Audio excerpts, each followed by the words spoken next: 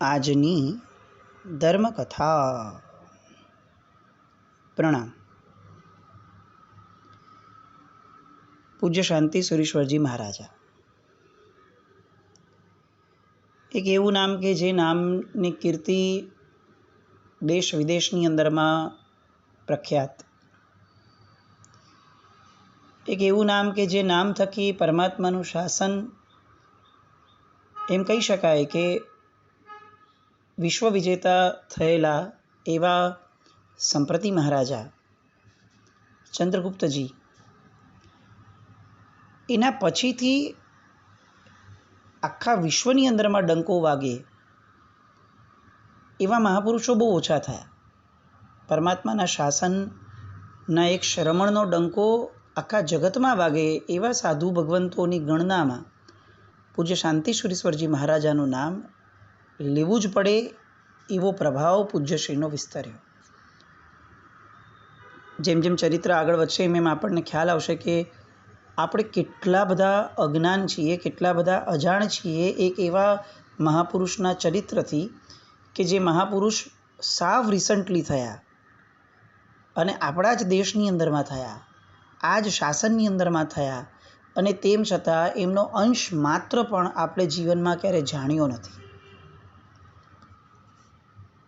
આપણે લગભગ 17 સમુદાયના ગચનાયકો વગેરેનું ચરિત્ર જે આખું લીધું ધર્મકથા અંતર્ગત, ત્યારે ક્યાંક ને ક્યાંક તો એવું થયું કે લગભગ આપણે નામ સાંભળ્યા હતા, આપણે કેટલેક અંશે એમના ચરિત્રોથી જાણકાર હતા. પણ પૂજ્ય શાંતિ સુરેશ્વરજી મહારાજાના ચરિત્ર માટે ચોક્કસપણે આપણે એવું કહી શકાય કે આપણો આખો આ ગુજરાત મહારાષ્ટ્રનો વર્ગ એ જાણે એક ઉપેક્ષિત ભાવમાં હોય એ રીતે રાજસ્થાનના કેટલાક ગામડાઓ, એસ્પેશિયલી માંડોલી, એ ગામની અંદરમાં થયેલા આ દિવ્ય વિભૂતિના જીવનના ચરિત્રોને આપણે ક્યારેય જાણવાનો પ્રયત્ન નથી કર્યો. ઘણી બધી વાર આપણે બહારગામ ગયા હોય ને એમના ગુરુમૂર્તિના દર્શન થયા હશે, પણ પછીથી પૂરું. બહુ વિશેષ આપણે ઊંડાણમાં ઉતર્યા જ નથી. અને એટલે આ ચરિત્ર લેવાનો ભાવ પ્રગટ્યો કે આવી દિવ્ય વિભૂતિને સ્પર્શ્યા વિના તો આપણે કદાચ આપણી જાત સાથે પણ અન્યાય કરશું. આપણે ગઈકાલ સુધી જોયું કે પૂજ્યશ્રીના ગુરુ ભગવંતની આખી પરંપરાની અંદરમાં ધર્મ વિજયજી મહારાજ, તીર્થ વિજયજી મહારાજ, એ બધાએ એવી સહજ સાધનાઓ કરી કે કંઈક ને કંઈક દિવ્યતા એમનામાં પ્રગટી. એમાં પણ ધર્મ વિજયજી મહારાજ સાહેબની દિવ્યતા અલૌકિક. તીર્થ વિજયજી મહારાજ સાહેબ એ જાણે ફક્ત ગુરુ ભગવંતની સાથે રહેવા માત્રથી જ એમનામાં ગુરુ પ્રગટ્યા હોય એવું એમનું જીવન. આપણે ઘણીવાર આવી સ્તવનની કડીઓ ગાતા હોઈએ, પ્રાર્થના કરતા હોઈએ છીએ કે ભગવાન મારા હૃદયમાં વસો. અને ક્યારેક પ્રશ્ન પણ થાય કે એ વસે છે કે નહીં, એની અનુભૂતિ શું, એની પ્રતીતિ શું? આપણે કહી તો દીધું કે ભગવાન આવીને વસજો. બહુ સામાન્ય રીતે ગવાતી કડીઓની વાત નથી, બહુ ગંભીરતાપૂર્વક જેણે આ વિચારને સ્પર્શ્યો છે એમની વાત છે.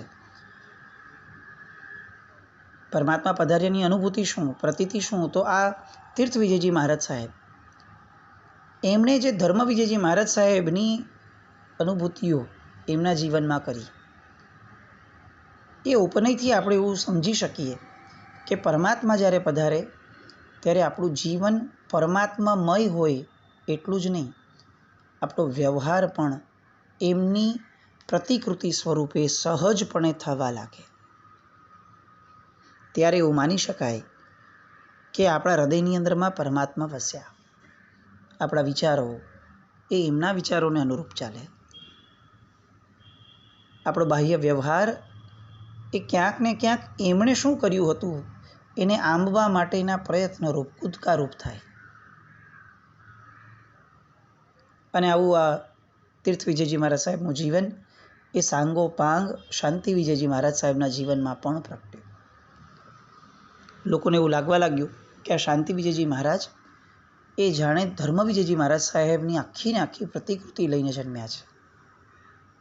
દીક્ષા થઈ, કેટલાક સમય સુધી ગુરુ ભગવંતની નિષ્ઠામાં રહેવાનું થયું. એ પછીથી ગુરુ ભગવંતે જાપનું પદ આપ્યું અને પછીથી દાદા ગુરુની સમાધિના દર્શન માટે માંડોલી જવાનું થયું ગુરુ ભગવંત સાથે. અને આ ક્ષણે પૂજ્ય ધર્મવિજયજી મહારાજ સાહેબ જે કહીને ગયા હતા કે એક દિવ્ય વિભૂતિ જ્યારે અહીં આવશે મારી સમાધિએ, ત્યારે એક લીમડાનું વૃક્ષ ગાયબ થઈ જશે, અદૃશ્ય થઈ જશે, એ ઘટના બની. ત્યાં બેઠા અને ત્યાં એમને કંઈક દિવ્યતા પ્રાપ્ત થઈ. ત્યાંથી પાછા એ રામસીન આવ્યા. રામસીનની અંદરમાં એક ઘટના બની. ત્યાં એક શ્રાવક હતા નોપાજી ડાયાજી. એમણે એક બહુ મોટું આલિશાન મકાન બનાવડાવેલું પોતાના માટે, પણ એ મકાનની અંદરમાં ભૂત પ્રેતનો વાસ હતો. એવું ઘણી બધી વાર ઘણા બધા લોકોએ અનુભવ્યું અને એના કારણે એ હવેલી એ આખા ગામ માટે ત્યાજ્ય રહેતી હતી. એમાં કોઈએ ક્યારે પગ નહીં મૂકવો. હવે આ નોપાજી શાંતિવિજયજી મહારાજ સાહેબના ભક્ત બની અને એમની ઘણીવાર શુશ્રૂષા કરતા. એકવાર એમણે શાંતિવિજયજી મહારાજ સાહેબનું જે જીવન જોતા પોતે કે ભાઈ જંગલોની અંદરમાં વહી જાય છે, સાધનાઓ કરે છે, રાતભર સ્મશાનની અંદરમાં રહીને કાયોત્સર્ગ કરે છે, આવું બધું જોતાં એમને એવું લાગ્યું કે મારે એમને આ મારો પ્રશ્ન કહેવો જોઈએ. એટલે એમણે શાંતિવિજયજી મહારાજ સાહેબને કીધું કે મારું આ મકાન જે છે ભૂતિયા મકાનની જેમ એ આખું ને આખું લોકો એને વખોડે છે, ને હું પણ આટલું મોટું હવેલી આટલી મોટી બનાવ્યા છતાં રહેવા નથી જઈ શકતો. તો સાહેબ મારી હિંમત તો નથી થતી. આપ જો ત્યાં કંઈક અંશે એ મકાનની અંદરની આ જે ગેરવ્યવસ્થા સર્જાય છે એમાં કંઈક ફેરબદલ કરી શકતા હો તો સાહેબ કૃપા કરો ને. શાંતિવિજયજી મહારાજ એમનો જે અંદરમાં એક એડવેન્ચરસ સ્વભાવ હતો. ચેલેન્જ હંમેશા ગમે. સાહસિક વ્યક્તિને આવી ચેલેન્જીસ એ વધુ પ્રિય લાગે. ન હોય ત્યાંથી એમને લેવાનું મન થાય. અને એ સાહસ જો આત્મજ્ઞાનમાંથી પ્રગટ્યું હોય ત્યારે તો આવી સાધનાઓ પૂરબહારમાં ખીલી નીકળે. વર્ધમાન સ્વામી ભગવાનને શૂલપાણી યક્ષના મંદિરમાં જવાનું હતું ત્યારે પણ લોકોએ ના પાડી કે નહીં જતા. ચંડકૌશિકના વનમાં જવાનું હતું ત્યારે પણ લોકોએ ના પાડી હતી કે નહીં જતા. અને આ એક સાહસિક સ્વભાવ, સાધનાકીય અંદર જે આખું તંત્ર હોય ને એના અંતર્ગત આ એક ગુણનો વિકાસ થાય કે જાતને ઊંચી ઉઠવવા માટે કંઈક વિશિષ્ટ કરવા માટેનો યત્ન એ સદાય ઈચ્છિત હોય. જેવું કોઈ ઇંગિત કરે કે જો અહીંયા ન કરતા, આમાં તો બહુ વધારે સત્વની જરૂર પડે, આપણું કામ નથી સામાન્ય માણસનું, ત્યાં એમને ઓપોર્ચ્યુનિટી દેખાય કે અચ્છા અસામાન્ય બનવાની પ્રક્રિયા છે, હવે તો આ સેવા જેવી છે. આ એ જ કરી શકે કે જેનો આત્મવિશ્વાસ હોય. આપણે આ શબ્દને બહુ સામાન્ય રીતે વાપરીએ છીએ આત્મવિશ્વાસ, પણ આપણે જે કરીએ છીએ ને, આપણે જે અનુભવીએ છીએ એ મન વિશ્વાસ છે, આત્મવિશ્વાસ નથી. આપણે આપણા મનને વિશ્વાસમાં લઈ અને કોઈ કાર્ય કરીએ છીએ. પણ કેટલાક સાધક પુરુષો છે કે જે લોકો ખરા અર્થની અંદરમાં આત્મવિશ્વાસ કેળવે છે. આ એવાઓની પ્રજાતિમાં જન્મેલા શાંતિવિજયજી મહારાજ હતા. ગયા મકાનની અંદરમાં એમણે તો કંઈ જ કરવાનું ન હતું. ત્યાં જઈ અને પોતાની સાધના કરી. એ 3 દિવસમાં પોતે જે કાયોત્સર્ગ અને ધ્યાન વગેરે કર્યું, એની જે ઉર્જાઓ હતી, ભય તો ક્યાંય પોતાના મનમાં પ્રવેશે જ નહીં. સાધકો હંમેશા અભયની સાધનાવાળા હોય. એમને મન તપ કરીને શરીરનું દમન કરવું, તપ કરીને મનનું દમન કરવું, એ બધું બહુ સામાન્ય હોય. એમને મન તપનું કે કાયોત્સર્ગનું લક્ષ્ય શરીર કે મનનું દમન ન હોય.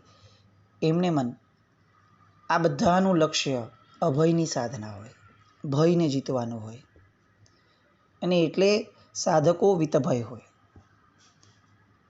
એમને ક્યારે લોકોનો કે બીજા પદાર્થોનો ડર ન હોય એટલું જ નહીં, એમને પોતાના મૃત્યુનો પણ ભય ન હોય. અને એ જ સાધના છે. જેમ જેમ સાધના આગળ વધતી જાય, જેમ જેમ ધર્મ આગળ વધતો જાય, તેમ તેમ અભયપણું પ્રગટવું જોઈએ. આપણે આટલા બધા ઉપવાસો કરીએ, આટલી બધી તપશ્ચર્યાઓ કરીએ, અને તેમ છતાં ભૂખનો ભય, જો હું નહીં ખાઉં તો મને આ રોગ થશે એનો ભય, હું જો નહીં ખાઉં તો મરી જઈશ એવો ભય, એ પણ જો સદાકાળ આપણી સાથે રહેતો હોય તપશ્ચર્યાની સાથે સાથે, તો ચોક્કસપણે આપણે આપણી જાતને એવું કહેવું કે આપણે જે કરીએ છીએ એ કદાચ આરાધના હોઈ શકે, પણ એમાં સાધનાની દિશા તો હજી ભળી જ નથી. સાધના એ તો અભયથી પ્રેરિત હોય. પૂજ્ય શાંતિ વિજયજી મહારાજે અહીંયા અભયથી પ્રેરિત એવી સાધનાને જાણે દીક્ષા જીવનથી જ પચાવી હતી. એ સમાધિ સ્થળના દર્શન માંડોલીના, એ ઓમ શાંતિહીનો નાદ પોતાના ગુરુ ભગવાન દ્વારા મળેલો, એ બધો જ એમના જીવનની અંદરમાં કણ કણમાં વ્યાપ્ત એવી રીતે થઈ ગયો હતો કે હવેનું એમનું જે જીવન હતું એમાં ભય નામશેષ હતો. એ મકાન ખુલ્લું થયું, લોકોનું સમાધાન થયું, અને પછી ત્યાં લોકો એ જે નોપાજી ડાયાજી છે એ રહેવા પણ ગયા. ગામમાં જય જયકાર થયો. લોકો વારંવાર એમના દર્શન માટે આવતા, અલગ અલગ ગામોથી લોકો આવતા. એવું નહીં કે કોઈ માનતાઓ માને ને કોઈ પૂછવા આવતા. આપણે છે ને એક જનરલ છાપ પાડી દઈએ છીએ. આપણા જીવનની અંદરમાં કોઈ આપણને ગુરુ ભગવંત આવા જોવા મળે ને કે જેમના થકી કંઈક ચમત્કાર થયો હોય કે કંઈક અદ્વિતીય થયું હોય જે આપણી માટે અલગ છે, તો આપણે તરત ધારણા બાંધી લઈએ. 2 વર્ગ હોય છે જૈન શાસનમાં અત્યારના. યા તો એક વર્ગ એવો છે કે જે એમની માનતા માનવા જાય, એમની પાસે કંઈક અપેક્ષા લઈને જાય ને એમની પાસે ચમત્કાર થાય એમના થકી એવા ભાવથી જાય. અને બીજો વર્ગ એવો છે કે જે એમ વિચારે કે આવા મહાત્મા આગળ થોડી જવાતું હશે, એ તો પછી આવું બધું કરતા હશે, આવું બધું કરતા હશે. બહુ જ દયનીય સ્થિતિ છે આપણી. એકાદ 2 નબળા પ્રસંગોને આધારે આપણે જેમની ઉપેક્ષા અથવા જે ગ્રંથિ બાંધીને ચાલીએ છીએ, એ જૈન શાસનની એક આખી ને આખી જે મંત્ર પરંપરા છે, જૈન શાસનની આખી એક તંત્ર પરંપરા છે, એ પરંપરાથી આપણને આખાને આખા એમણે વિખોટા પાડી દીધા. યતિજીઓનો કાળ વચ્ચે હતો. એ લોકો પાસે અપાર વિદ્યાઓ હતી. આપણે એમના આચારો જોઈ અને આપણે એમને બહુ જ નબળા ગણી લીધા. આચારથી નબળા હતા જ, એમાં પણ ના જ નથી. પણ એમની પાસે જે આ મંત્ર વિજ્ઞાન હતું, તંત્ર વિજ્ઞાન હતું, આપણે એની પણ ઉપેક્ષા કરી લીધી. અને એના પરિણામે પરિસ્થિતિ આજે કેવી આવીને ઊભી રહી કે આપણી આગળ આખું જાહોજલાલીવાળું શાસન છે અત્યારે, જ્યાં પૈસાની રેલમછેલ છે, અનુષ્ઠાનોની રેલમછેલ છે, તપશ્ચર્યાની રેલમછેલ છે, દાન ધર્મની રેલમછેલ છે, પણ શીલ ધર્મ, ભાવ ધર્મ, આત્મધર્મ, આત્મભાવ, આ બધાની બહુ જ અછત છે. કેટલી બધી મુશ્કેલીઓ, કેટલા બધા પ્રશ્નો જૈન શાસનમાં અત્યારે છે ને આપણી પાસે એનો તોડ નથી. કારણ કે આપણે આ મંત્ર વિજ્ઞાન, તંત્ર વિજ્ઞાન, આ બધાથી ઉપેક્ષાના ભાવવાળા બન્યા. આ એક વન ઓફ ધ રીઝન્સ છે. આપણે એમ નથી કહેતા કે આ જ કારણ છે, પણ આ પણ એક કારણ છે કે આપણી પાસે આવા સામર્થ્ય યોગવાળા વ્યક્તિઓ બહુ ઓછા બચ્યા. પૂજ્ય સિદ્ધિ વિજયજી મહારાજ, સિદ્ધિસુરી મહારાજ, એ જ્યારે યતિઓને મળ્યા હતા કેટલાક, ત્યારે એમની પાસેથી જ એમને આમનય મેળવ્યા હતા. અને એના કારણે સિદ્ધિસુરી મહારાજે જે રીતે જૈન શાસનના કેટલા બધા પ્રશ્નો, એનો તોડ એમને જ્યાં જ્યાં લાગતો ત્યાં એમને લોકોને આપ્યા. એના પરથી આપણે આ સમજી શકીએ છીએ કે આ પણ એક આવશ્યકતા છે. જ્યારે વ્યવસ્થા તંત્ર ચલાવવું હોય ત્યારે અનેક યોગોને સાથે લઈને ચાલવું પડે. કોઈ પણ એક યોગને પકડીને શાસન ન ચાલી શકે. શાંતિ વિજયજી મહારાજ, લોકો જેમ જેમ વધુ આવતા ગયા તેમ તેમ પોતે વધુને વધુ મૌન રાખતા ગયા. પહાડની શિખરો પર વયા જાય, એકાંત ગુફાઓમાં વયા જાય, કંઈક શૂન્ય પ્રદેશ જ્યાં કંઈ જ ન હોય એવા પ્રદેશોમાં વહી જાય. અને આ એક ક્ષેત્રની વાત છે કે જ્યાં આજની જેમ સિમેન્ટ કોન્ક્રીટના જંગલો નથી, જ્યાં પ્રકૃતિ જ પ્રકૃતિ છે, નિસર્ગનું મહાશાસન એ જ્યાં વરસ્યું છે. આ એવી ભૂમિની વાત છે. પોતાનો ખાવા પીવા ઉપરનો અદ્ભુત સંયમ હતો. એમના પોતાના પ્રમાદ ઉપર એમણે જે કઠોર નિયંત્રણ રાખ્યું હતું, એના કારણે કેટલીય રાતો પૂજ્યશ્રી એ સ્મશાનની અંદરમાં ઊભા અથવા ઉપાશ્રય કે જ્યાં એ રહેતા હતા, વિચરતા હતા, તે જગ્યાઓએ ઊભા આખી રાત પસાર કરતા.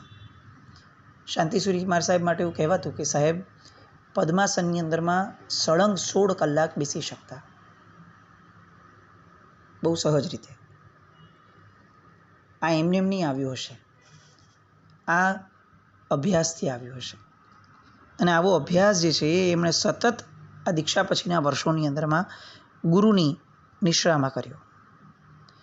બહુ જ ઠંડી જ્યારે હોય, રાજસ્થાનના તો ખુલ્લા પ્રદેશો બધા, એટલે બહુ જ ઠંડી જ્યારે હોય ત્યારે એ આવી રીતે મસ્તીમાં ખુલ્લી જગ્યાઓની અંદરમાં સાધનામાં ઊભા રહેતા.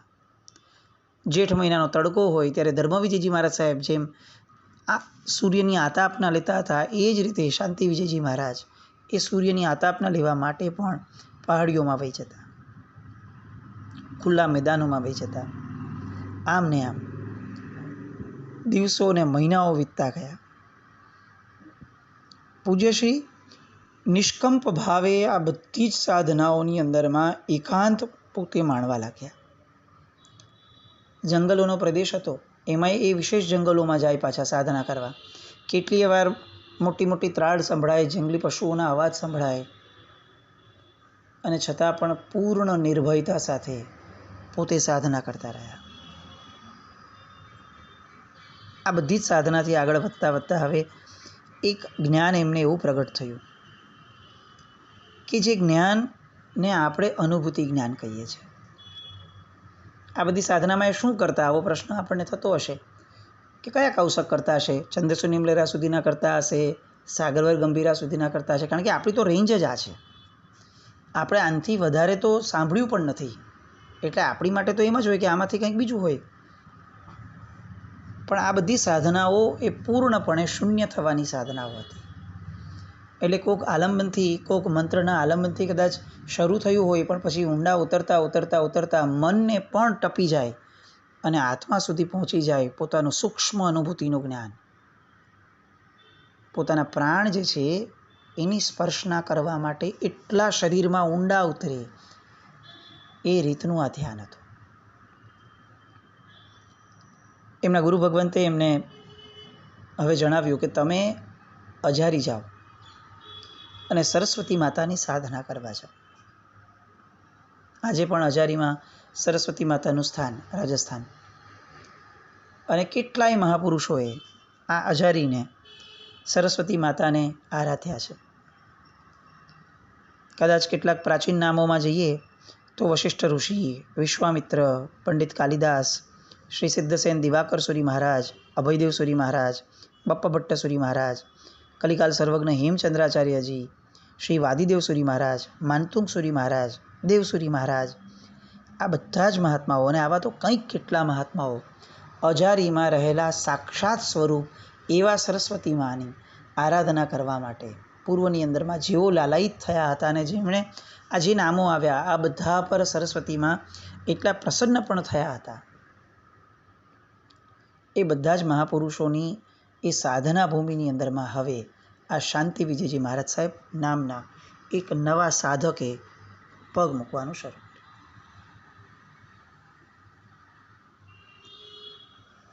અને એ ત્યાંના માર્કંડેશ્વર આશ્રમની અંદરમાં રોકાયા.